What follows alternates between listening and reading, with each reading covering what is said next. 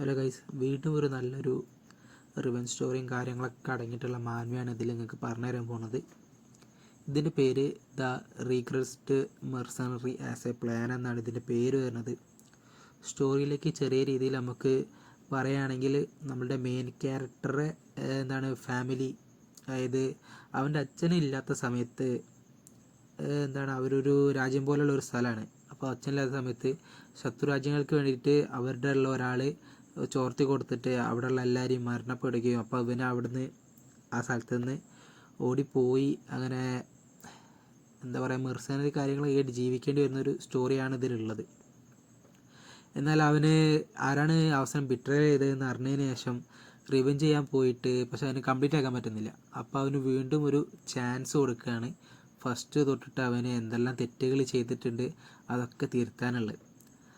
അപ്പോൾ അവിടുന്ന് മുതലുള്ള അവൻ്റെ ഒരു ഉയർന്ന ഒരു സ്റ്റോറിയും കാര്യങ്ങളൊക്കെയാണ് ഇതിൻ്റെ ഉള്ളിൽ മെയിനായിട്ട് അവർ പറഞ്ഞിട്ടുള്ളത്.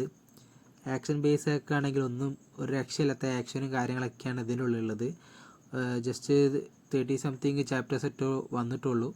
നമുക്ക് നല്ല രീതിയിൽ തന്നെ ഇൻട്രസ്റ്റിംഗ് ആയിട്ട് വായിക്കാൻ പറ്റുന്നൊരു മാൻവയാണ് ഈ ദ റിഗ്രസ്ഡ് മെർസണറി ആസ് എ പ്ലാൻ എന്ന് പറയുന്നത്.